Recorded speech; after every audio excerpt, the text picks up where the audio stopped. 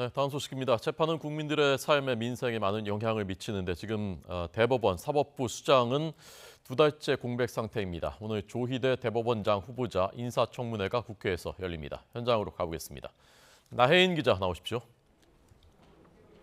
네, 국회입니다. 네, 청문회 시작됐습니까? 잠시 뒤인 10시부터 첫날 일정이 시작됩니다. 지난 10월 이균용 전 후보자 임명 동의안이 부결되면서 대법원장 자리는 2달째 비워 있는 상황입니다. 여당은 하루속히 공백을 메워야 한다며 이번만큼은 야당이 인준에 협조해야 한다고 목소리를 높이고 있습니다. 조희대 후보자야말로 그동안 누적된 재판 지연 문제를 해소하고 사법부 신뢰를 복원할 적임자라는 겁니다. 반면 야당은 과거 조 후보자가 판사 시절 보수적인 색채가 강하고 성인지 감수성이 부족한 판결을 내렸다는 법조계 일각의 평가를 반드시 짚고 넘어가겠다는 계획입니다. 대법원장으로 임명돼도 3년 뒤면 정년인 70살이 돼서 임기를 마치지 못하는 점도 도마 위에 올릴 것으로 보입니다. 이 밖에 앞서 여당이 문제 삼았던 부분인데 서울중앙지방법원이 이재명 민주당 대표의 위증교사 혐의 사건을 사안이 다른 대장동 재판부에 배당한 게 적절한지를 두고도 여야 공방이 벌어질 가능성이 있습니다. 일단 여당은 큰 이견이 없으면 조 후보자 임명 동의안을 오는 8일 예정된 본회의에서 표결하자는 입장입니다. 하지만 야당은 그날 이른바 쌍특검 상정 가능성을 거론하고 있어서 상황은 조금 더 지켜봐야 할 것으로 보입니다. 이 밖에 오늘 국토교통위원회 전체 회의에선 원희룡 국토교통부 장관이 그동안 조사한 전세 사기 유형과 피해 규모를 국회에 보고합니다. 지난 5월 국회 문턱을 넘은 전세 사기 피해 지원 특별법의 보완 방안을 논의하는 자리인데 동시에 내년 총선 출마가 예상되는 원 장관이 어떤 메시지를 내놓을지도 주목됩니다. 네. 자, 여야 각 당의 오늘 움직임은 어떻습니까?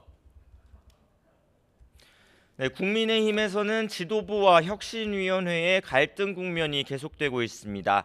혁신위는 어제 당 핵심 의원들의 총선 전 용퇴를 촉구하는 이른바 희생혁신안이 최고위원회 안건으로 올라가지 못하자 애초 예정된 화상회의도 취소한 채 후속 대응을 고심하고 있습니다. 혁신위원들 얘기를 들어보면 내부에선 오는 목요일에 정기회의를 끝으로 조기 해산하자는 방안에 무게가 실리는 분위기입니다. 다수는 아니지만 일부 위원들은 김기현 대표 체제로는 총선을 치를 수 없다며 당의 비상대책위원회 전환 요구까지 주장한 것으로 전해졌습니다. 하지만 지도부는 이럴 가능성을 일축하면서 예정된 총선 준비 절차를 계속 밟아나가겠다는 계획입니다. 당 핵심 관계자는 아침 YTN과 통화에서 혁신위가 일부러 분란을 만들려는 것 같다며 다른 의도가 있는 게 아니냐고 불쾌감을 드러냈습니다. 이어 당 총선 기획단이 활발히 활동하고 있고 이번 주부터 순차적으로 영입 인재를 발표하며 이르면 이번 달 중순 공천관리위원회를 띄울 준비를 차근차근 하고 있다고 말했습니다.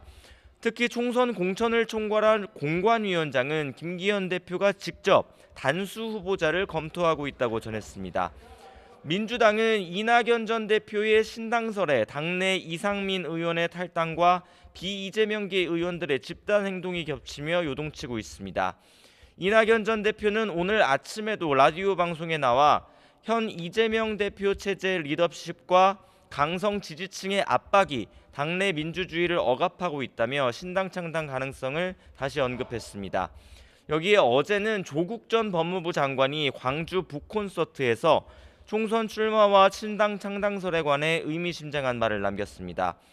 윤석열 정권을 검찰의 신검부 독재 체제라고 비판하면서 이를 종식시키기 위해 자신이 돌 하나는 들어야겠다는 마음이라고 언급한 겁니다. 이 밖에 송영길 전 대표를 비롯해 민주당 주변 곳곳에서는 위성정당 창당 움직임까지 일면서 비례대표 선출 방식을 둘러싼 파열음도 점차 커지는 모습입니다. 어제 손학규 전 바른미래당 대표는 최근 이재명 대표가 선거에서 멋지게 지면 무슨 소용이 있겠느냐고 언급한 것을 두고 연동형 비례제 공약 파기라고 해석하면서 처절한 후퇴라고 비판했는데요. 홍익표 원내대표는 아침 라디오 방송에서 정당도 때로는 약속을 지키지 못할 수 있다며 사과하고 설명하면 된다고 반박하기도 했습니다. 지금까지 국회에서 전해드렸습니다.